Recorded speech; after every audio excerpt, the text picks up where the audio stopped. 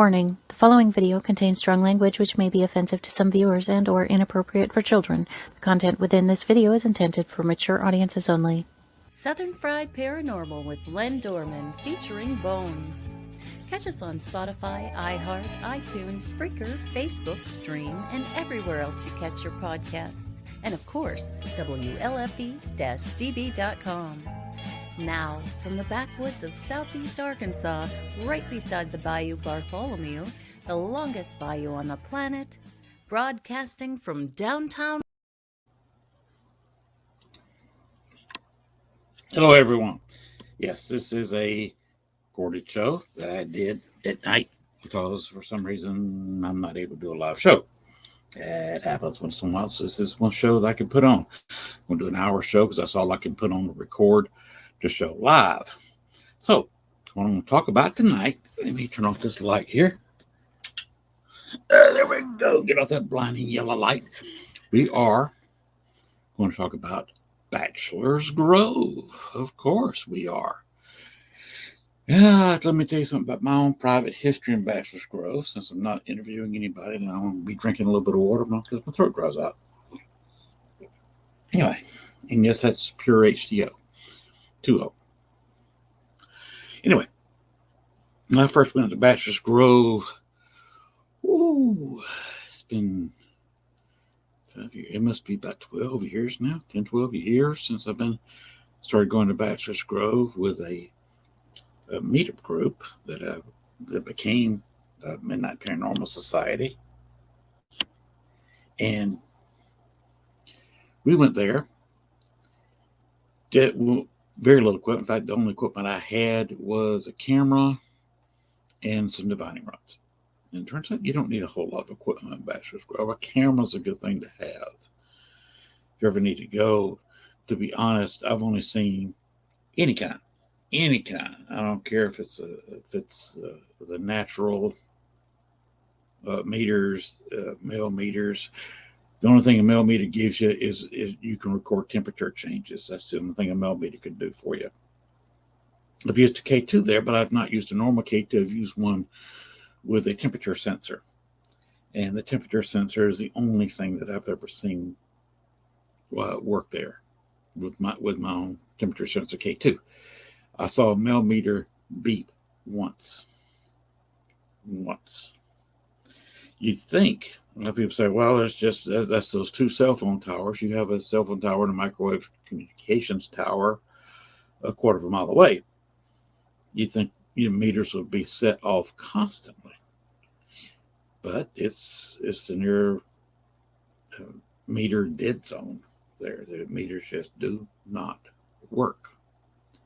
In general case, I'd say 99 point some odd percent of the time, you're not going to get anything with the meter. So before I try, just if you got to take your mail and it's got one of the temperature gauges on there, that's a very good temperature gauge, and we can check for hot spots or cold spots, temperature changes very rapidly for you. And that's about all the good you're going to get out of a mail meter there. K2s, leave them at home. Don't even bother. The natural other kind of meters to check any kind of electronic things, you're not going to get anything there. I've never seen one work at all. So just a little advice about going to Bachelors Grove.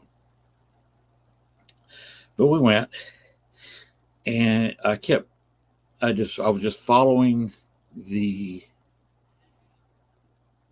divining rods, and they tended to cross at gravestones. It crossed very shortly after arriving, walking in the gate, turn to your left. Oh, excuse me, the right, the other left. And it crossed there and turned to find out that's a child's grave and a couple of other half-marked graves, half-recorded graves. Then I kept marching forward, and at what would turn out to be where I did most of my investigating the entire time at Bachelors Grove was at the Patrick Stone. And it crossed there. And I moved on, and it crossed at a place where there was no grave. And I'm not going to say where that is, but it's at the very near the spot, if not the spot, where the old Undertaker was buried. I believe in 1989 he died. He was the last caretaker there, and he requested to be buried there, and he was. He was, excuse me, cremated, and they dug a 6 foot deep, as far as they could go, up to the hands, with a set of postal diggers, and put the ashes down at the bottom of the hole and covered it up unmarked.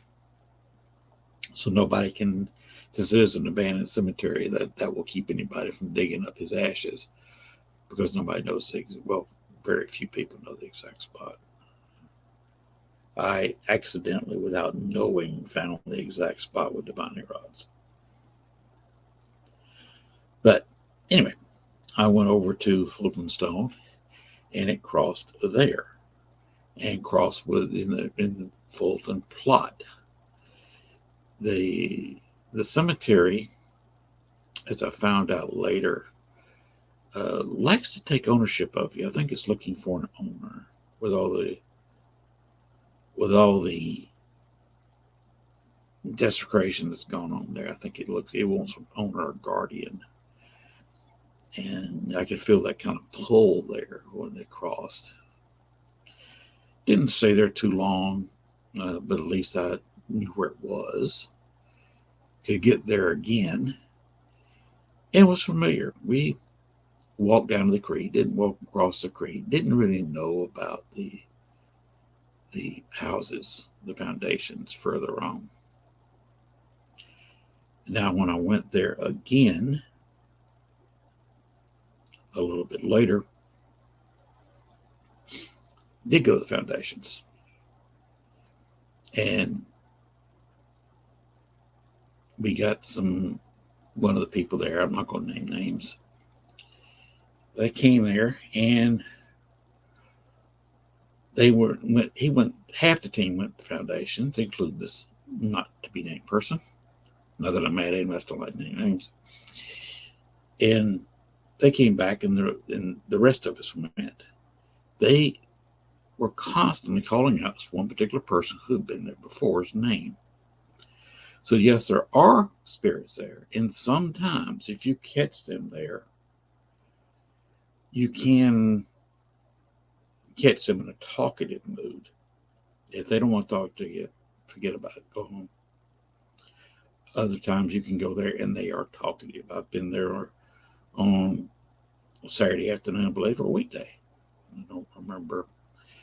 But recorded about 2.5 hours of near nonstop talking from the spirits. And anybody, you could go there another time, probably later that afternoon, because they got really quiet. We tried to do another session after everything got quiet, and they just refused to say anything. And I've made this statement before, and I'll make it here. If I got results every time I opened up a recorder or turned on a camera or picked up divining rods or whatever I picked up, if I got some kind of results every place I've been and every time I pulled out a piece of paranormal equipment, I would wonder about my own findings and start wondering about my own results. I'd question myself, because that just doesn't happen. Any new people out there, you can investigate once a week. You could go a year without getting anything. You might get some your first time out. You're the lucky one. You might not get some to your 10th time out. You're fairly lucky. And your 8th, 9th, 20th time you go out, if you get a little bit of evidence, you're about average. Because it doesn't happen all that often. Sometimes I've gotten a little bit of evidence, a little bit of talking sounds that none of I can prove. This is not, people say, well, this is scientific. It's not scientific unless you can replicate it on demand. And spirits don't do that. This is more of a psychological enterprise rather than a scientific, where if you mix chemical A and chemical B, you're going to end up with C every time.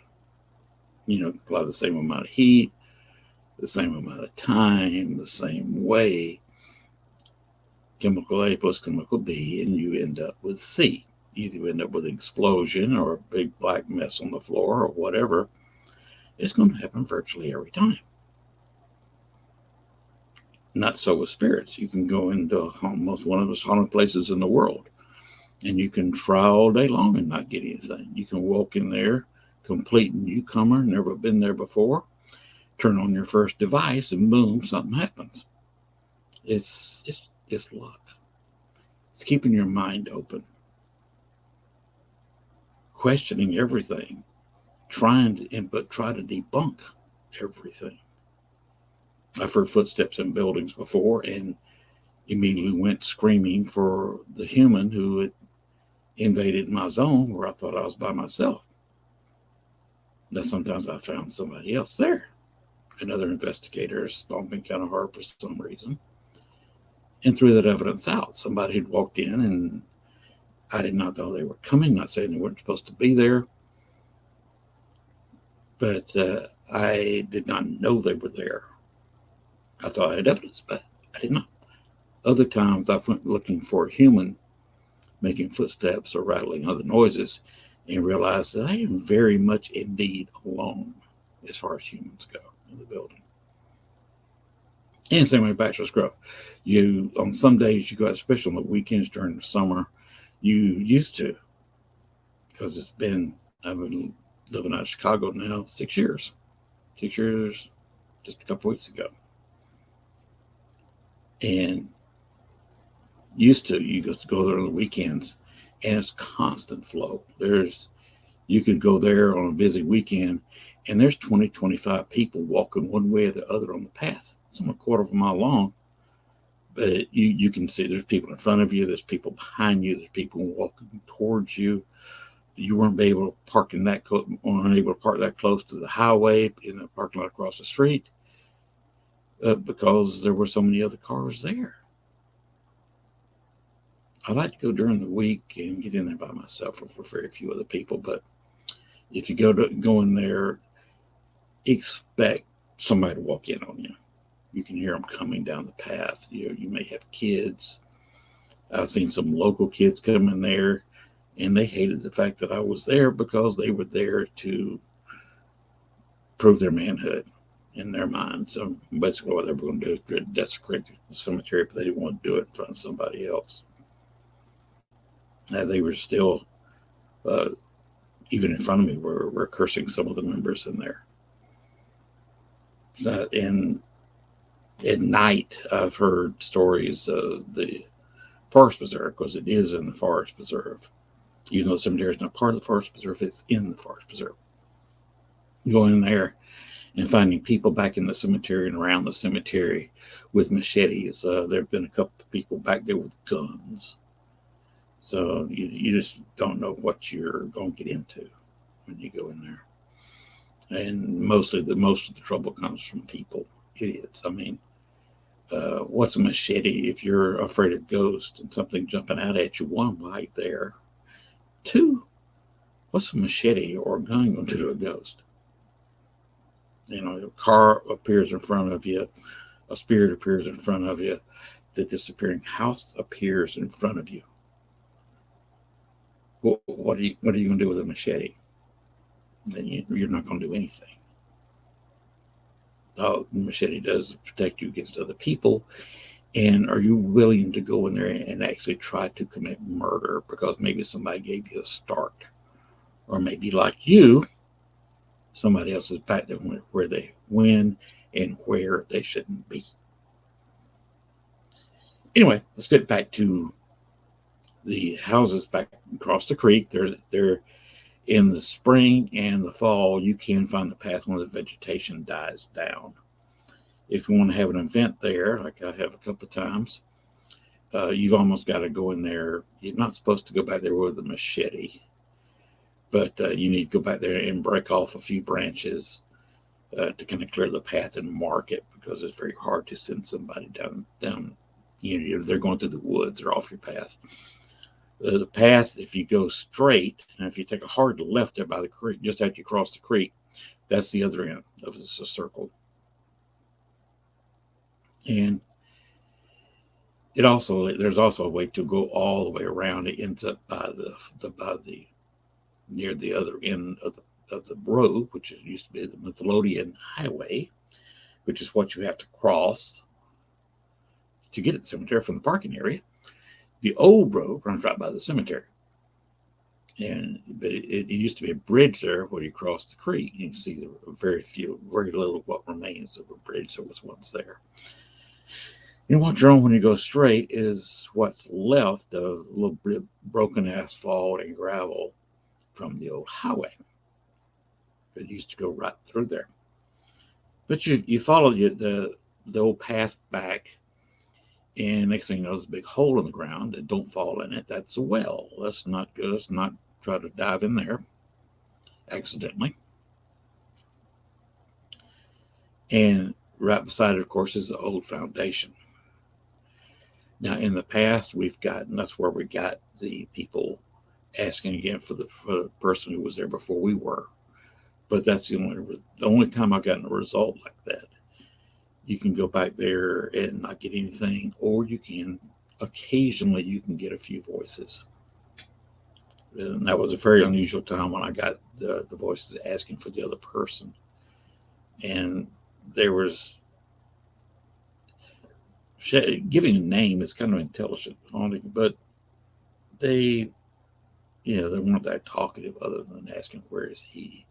And all he got when we talked to him was a kind of a hello, or, and that's just basic communication like that. Nothing really exciting, nothing scary at all, which is the thing about Bachelor's Grove. Once you start looking at it, a lot of the communication you get is not scary. People go by there, try to test their manhood and desecrate the place and curse to the people there, like the ones with ghosts come out and try to fight them in a fist fight. I'm not sure the mentality of that kind of thing, but it's there, it happens, and you have to deal with it when you find out. There's also other people who have gone in Bachelor's Grove too much. They have a lot of information, a lot of background, a lot of history, but they are affected by the place, and they want to own the place. We have one guy that doesn't anywhere near live the cemetery anymore, but he will go in there and climb a tree and then say, that camera doesn't work in here, or that meter doesn't work in here. That's not really an infrared camera. And just anything to slam you. And sometimes we'll call people names that are in there trying to do something, because he'll sometimes tell people to get out of his cemetery. The man has no ownership at all. He's just an idiot. And I think he's kind of stopped going in there. He used to have a YouTube page, all kinds of videos, raising saying about this or this person or that person in the cemetery. And I think that's all kind of gone downhill. He's definitely got a mental problem. But he wants to own the cemetery. He wants to run it. Have another person that goes down there, can't drive. Before I left Chicago, he wrecked 3 vehicles, and they said you can't have a driver's license anymore. Finally, he was having some bad reactions with medication, and they finally just pulled his license. They said, you cannot drive anymore. Here's an ID. Have a good day. So he rides a bike down there, but he is still drawn to the cemetery. He just stands there and walks around. He sometimes takes trash out, checks the 2 garbage cans that are there, and takes them out. But he's not an authorized caretaker, but he feels obligated to do that. And we'll tell you stories about, although he doesn't believe in the paranormal, he can tell you a couple of interesting stories about people who've come there. And he will tell you real quick stories about winning the lottery, which is his dream, of course, and buying the cemetery from the county and buying the surrounding land from the forest preserve, even if he had to spend $100 million for land that has no electricity to it. And they're right up against the side of the road in the middle of a forest preserve. So he could build a house over there on the side of a hill and overlook the cemetery, an abandoned cemetery, from the front porch of his house, and just sit there all day. This is he's had a couple car wrecks, several car wrecks, and he was beaten almost to death a couple of decades ago. And he has obviously not a few mental issues. And the cemetery just about completely taking him over as far as wanting to be an owner. If you the more you hang out of there, the more you have these tendencies to own the place. Now back to the foundations. You go past that foundation and you just keep on walking the path. You'll pass where the location of an old Indian village.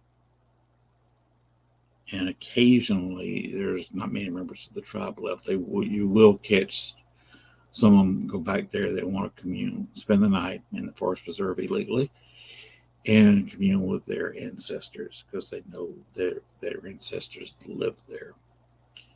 Kind of past that flat spot, close to where the creek likes to flood. And there's another foundation. This is where the path can get you lost because it angles real sharply. Plus, you've got to jump over a couple of logs. It's a real tough go once you pass where the Indian village used to be. It takes kind of a left-hand turn. But you go back there. There's a little bit more of the foundation than the other place. You can find the well easily. There's more of that left. And there's a foundation of an old silo.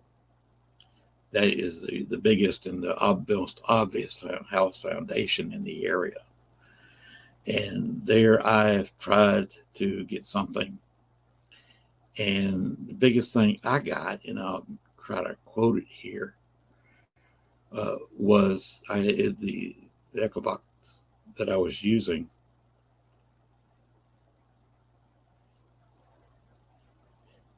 That was a weird noise. It's supposed to be, my wife's supposed to be asleep. Anyway, I hadn't done it. I've been listening for 2 hours with Echovox and just about run the batteries down. Hadn't got anything. So I'm about to write it off. I was by there with 2 other people. And all of a sudden it has this loud, it sounded like a big computer clearing its throat. It was obviously a mechanical sound, not human, not spiritual, but it sounded like a computer clearing its throat. And came a male voice. It said, "She's wearing a blonde hat." And a female voice comes and says, "She's what?" He says, "She's wearing a blonde hat, look." And then there was laughter. Then I heard the computerized throat clearing again, and that was it. Well, the woman that was with us back there, she had her hair really cut short and wears a wig. And it turns out that way back when that place had a few people living around and it was farmland there, they called a wig a hat. And what they were making fun of was the young woman wearing a wig. I can't explain that. I can't debunk that. And it's the only exciting 30 seconds of my about 4 or 5 hour stay in the area that day. That's all I got. But that was rather exciting. I couldn't quite understand what they were because it shocked me that all of a sudden I got a voice. I had actually 2 voices. But I heard it later and I was quite surprised at what they said. And I told the other people I was with it. They said, "What?" I told the young lady I hesitated for a while, and I finally told her. And she just looked at me and she said, they were making fun of my wig. I said, apparently. I thought about not telling you, but, I decided you should know. Okay, thanks. And she walked away. But that's the only thing I got at the back. We call it the back because as far back as the path goes, because the path continues away at a different angle and takes you back to the creek, back where the path started, and then leads back to the very path, like I said, where it forked to the left immediately. Upon crossing the creek, it leads you right back. There's the creek to your right, and there you are across the creek back, and you're at the cemetery. There's another foundation kind of across the cemetery, a little bit closer to the road, but you can't get there. Even during the wintertime when the greenery dies back, it is in a thorn patch. And where if you even try, wear awful thick pants, awful thick shirts. Because if you, even with thick shirts and pants, it's probably going to scratch you because you're talking about 1/2 inch long thorns and talking about a whole bunch of them on a branch and get hit with a whole bunch of branches almost every step. So my advice is don't bother. It's not worth it. Now there is one close to the road, and you when you first go down the path towards the cemetery, you'll see a path to your left, and that's the big circle path that goes all the way around. It goes back to the path to the creek. There's a fork there at the foundation, and you can continue walking past that foundation and go all the way around up very close to the road instead of taking the shortcut and taking you back in the small circle back to the creek. And of course, you have to cross the creek about twice to go on that path. So have you some galoshes or overshoes, or do it during on a warm spring day, because you do it during a summer day after the growth has come up. It's a hard go. It's not the best walking trail in the world. During the winter you can, but that's all cold water in the wintertime. Sometimes it's frozen over. Anyway, it's not much of a foundation. There's no silo there. There's no well. But you can see the bricks are of a small home foundation. It was actually one of the last homes occupied in the area before they forced everybody to move because they didn't have addresses for that area. Because, like I said, it's old Midlothian Highway, and you're on the Midlothian Highway getting to the cemetery. So, they forced everybody out, and it was one of the last houses that were occupied. There's not much of a foundation left. It's you got a high growth of trees there. There's water.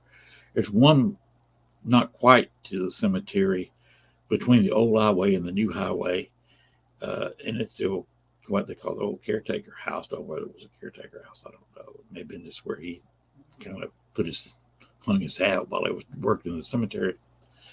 But there's nothing there. Now, sometimes you'll see a shadow figure over in that area, which is the old caretaker watching you. There's been a lot of desecration of the cemetery, and so he was a tall man, and you will see a tall shadow figure sometimes over there watching you. If you're not doing anything wrong, he'll fade away. If the people down there want to prove their own manhood, look over there back to kind of toward the Midlothian Highway, back down the path that you just came down Bachelors Grove. And if you're there to do no good, you're liable to see that shadow figure watching you. And you may pay for it. Because there's a story of a guy going in there and stealing a headstone. Took it home, put it by his work shed in his backyard. And about 2 to 3 weeks after he did that, he died in a car wreck. They later found the headstone because his father sold that house to somebody, and they were clearing off the backyard. Of course, like everybody does when you buy a house, and found that headstone. He contacted the man who sold it to him and said that it must have been something his son brought home. And they put an ad on public media about what cemeteries this belonged to, and they found the people who, with the one I was talking about, Saw it and went and got it, put it approximately back where it's supposed to have been in the cemetery, which is still a grave. All right, we're halfway home in this 1 hour recorded show, and I am going to show our little commercials that are normal halfway. All right, here we go. Warning, the following video contains strong language which may be offensive to some viewers and or inappropriate for children. The content within this video is intended for mature audiences only. Rochester Winter Parafest is back, March 25th, 26th, and 27th of 2022. Come say hi to Naked and Afraid celebrities Melanie Elizabeth and Trent Nielsen, Haunted Case Files Jack Kenna, Monster Quest Steve Coles, and more. This event has it all: paranormal investigators, UFO researchers, Bigfoot researchers, and even photo opportunities for the kids with Buddy the Bigfoot. Oh, okay, adults too. Come on down and get a tattoo from Ink Master Tony DeVille. There are psychic gallery and individual readings, as well as radio personalities, authors, jewelry, makeup artists, and so much more. It's only $15 per person, and children under 10 are free. March 25th, 26th, and 27th of 2022. For more information, go to WLFE-DB.com. Yes, Winter Parafest is back. Valley Oak Event Center, Geneseo, New York, next to Denny's.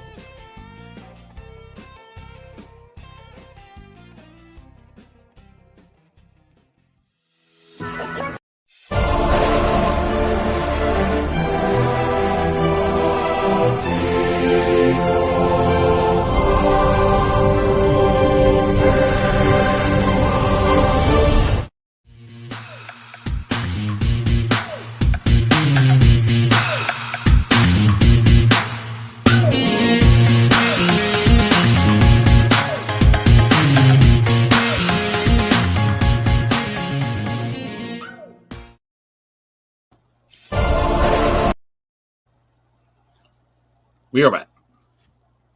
Sorry about that little glitch. Got a little bit hyperactive with the finger. Anyway, back to Bachelor's Grove. Now, more recent things have come up. There's a video posted on YouTube, actually. It shows my first interaction. I was practically asleep in a chair, and all of a sudden the alarm on my temperature sensor on my K2 started going off. Not lights. The lights never flashed. I talked to the person who built that, and they said there's just no way that should go off that loudly without a horrible change of temperatures. And I have set it in a freezer for a little bit, pulled it out into an 85 degree room, and the temperature changed slowly, and it got a very almost inaudible tone showing that there was a temperature change. As loud as this thing went off, there's just no way to make that kind of temperature change. The only way I could imitate it on the K2 was to actually place my fingers on it. It's the only way I could do it to change temperatures, up or down.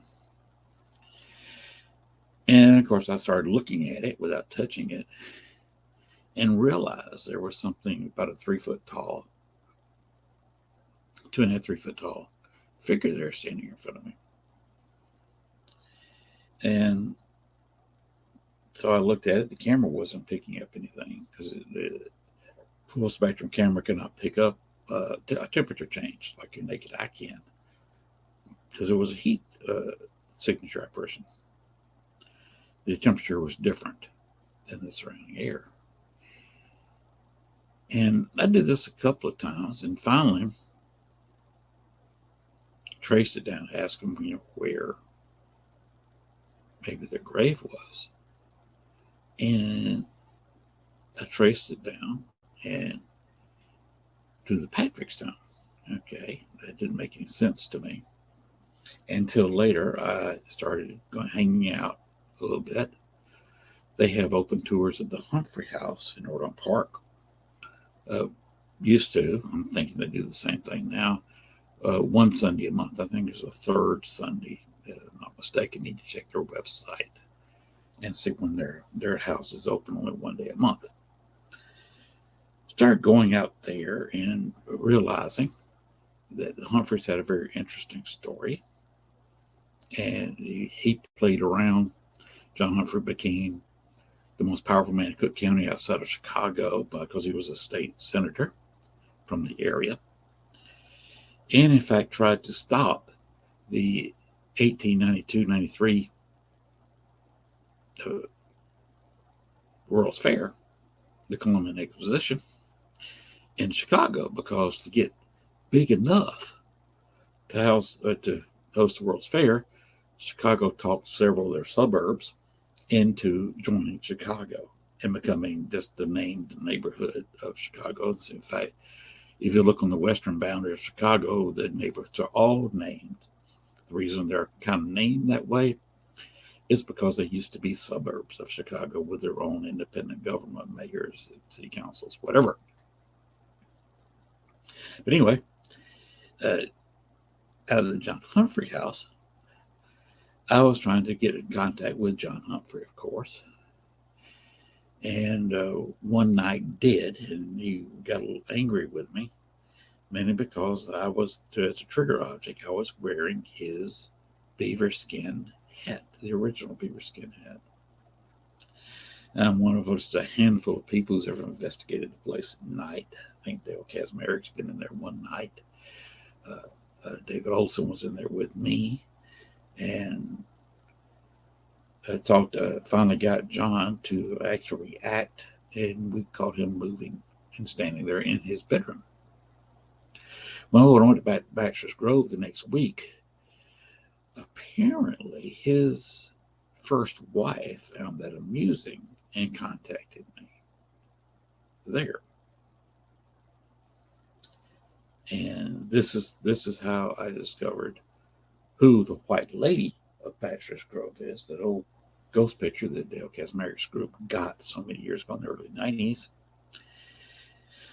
was indeed the first wife of John Humphrey, and Amelia Patrick Humphrey. And I say her maiden name as her middle name, because that's usually how people do it. Because a few minutes ago you heard me mention the Patrick Stone. Well, why does Amelia Patrick Humphrey go to Bachelors Grove? They got married in 1863. She got pregnant. And 11 months and 4 days after having the baby being born, it died, crib death. Now, in Orland Park, they had a prepaid plot to the big cemetery in Orland Park. But, and so I emphasize that word but, they did not allow burials until 1869. The child died in 1865 and could not be buried in Orland Park Cemetery yet. So they buried her in her mother's family plot in Bachelors Grove Cemetery. Now, in the 80s, Bachelors Grove Cemetery, they announced they were closing and would soon be abandoned. And no more active burials would be there. And for anybody who wanted their family members to move to another plot, to please come get their loved ones.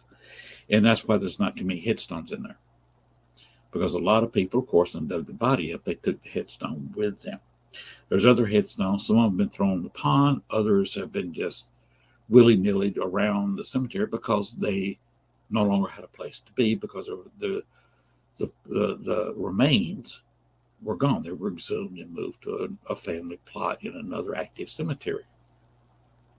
Well, the Humphrey family and the Patrick family had either all moved away or died off. So in the Patrick plot, which is the second largest, I believe, plot in Bachelors Grove, none of those members were exempt. There was nobody to claim them, nobody to pay for the removal, And so they were left there. The big stone was left there. And Olivia May Humphrey was left there. And this is why Amelia came to Bachelor's Grove almost every day at dusk to visit her firstborn child, who at the time could not move. She was stuck in that cemetery. She kind of broke away a little bit and was contacting me, and I contacted her mother and went back and forth. And one day, I wanted to try an experiment. Well, one day she followed me home. So she discovered she could move. And she actually moved a bowl out of the dish. I was talking to my wife, and we heard dishes rattling around where she just washed the dishes. And there was a bowl removed out of the drain and put where we found later, 6 to 8 months later, found where it was hidden in the bottom of the cabinet, way in the back, a place where we never would have set a bowl. There's no reason to set a bowl back there. But the bowl, my wife looked for 6 to 8 months, there it was. In a place we had to get down on our hands and knees to find. In fact, did not find it until we were looking for something else and getting ready for a move down here to Arkansas. And she went back too. And I said, okay, go back to the cemetery. Go back for your mother. Your mother's probably looking for you. And she left. She followed me home a couple of times after that. I decided I'd have a little fun one Sunday, the Sunday that the Humphrey house was open. I went in there with an assistant, and I said, do you want to go to the house? We are going to go to the house. Do you want to go with us? And the sound was going off with the K2, and then suddenly stopped. And the person I was with and I had a huge, heavy feeling. And what we had was an attachment. Not just Libby May, 3 of her siblings also died early. 2 of them used to come to the Bachelor's Grove and play with her. And we had 3 kids with us, between 2 of us. So we got in the car, went up to the Humphrey house, where a psychic said, you have an attachment. Yeah, no. We got inside the Humphrey house, and I said, okay, off. Go on, you're home. And we felt the relief, and I had the K2 in my hand, and it went off because she was holding my hand a few minutes later. And it went off for about 30, 40 seconds and stopped its alarm going off. And I have never, outside of putting my fingers on the temperature sensor, have never gotten it to go off like that again. Ever. Any place. Anywhere. Anyhow. I've got to physically put my fingers on it to make it do that. And there was another guy, again, I'm not going to say the names, having an event out there. And I said, you've got some guests here. He got a little bit upset, but he did ask for the names. And he did admit to me later on that he confirmed they were there. The psychic saw me a little bit later, said, your attachment's gone. What did you do? I explained the story to her, and she laughed for quite a while, which was a strange thing on a ghost tour of a house. Because she just thought it was highly amusing that I would bring ghosts to a ghost tour. And they were running around the house, enjoying the car ride there. And I imagine that evening, Amelia did not show up to Bachelor's Grove because her daughter was not there. They were all at the Humphrey house. So I'm thinking The Humphrey house is quite a bit haunted. It has several child spirits in there, along with Amelia, also the second wife of John Humphrey. Uh, the Amelia died, I believe, in 1881. Soon after John was elected state senator, he had to get a secretary there, and not at the Humphrey house because it was not built until Amelia was dead, almost still was dying. But he was having an affair with the secretary for years and years. It was an arranged marriage. It was two families who had money, had property in the area. It was just a marriage of convenience, good sized dowry. Anyway, now Amelia died, and 6 months after she died, his first wife, he married the secretary for his second wife and had her children there in the house that technically was built for Amelia. So, and they are buried today in Orland Park Cemetery, John in the center. His first wife on one side, his second wife on the other, and their individual kids that were buried in Orland Park beside their mother. So this cannot be all happiness over on the other side. So this is why you had one of the homies of Bachelors Grove, and it's also why I was not able to tell the story on certain TV shows, because it was not demonic. In fact, it's not even scary. All it is a man playing around on his wife, and the love of a woman for her firstborn child. So it's kind of sad, kind of funny. And so, yes, I have played a practical joke on a human with a ghost. The corporation of the ghost. It's not like I used the ghost. I said, you want to go? And they wanted to go. And there we went. And there you are.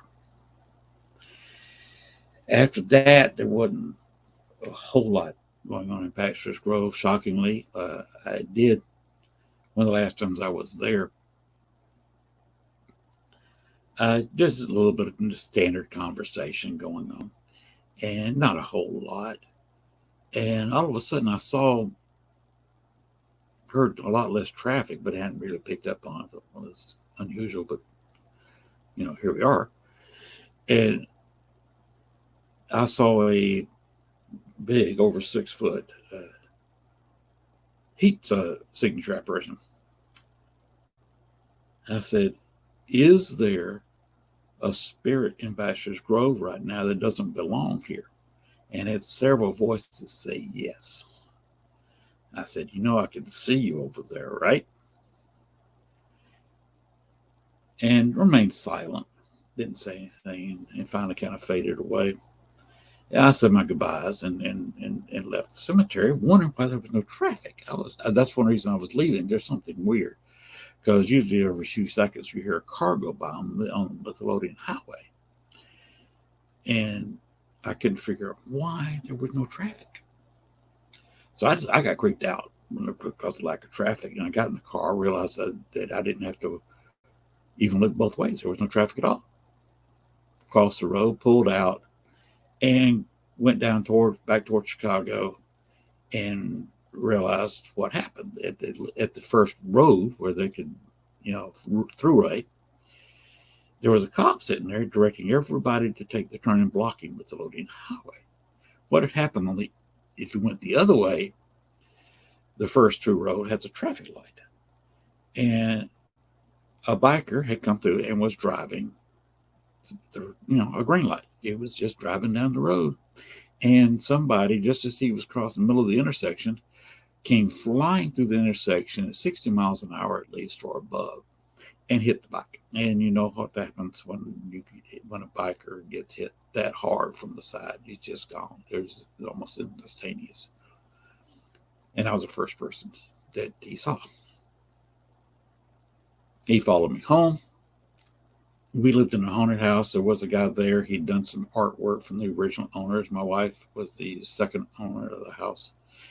And then, he came, he was raised there and moved with his parents when they sold the house and died.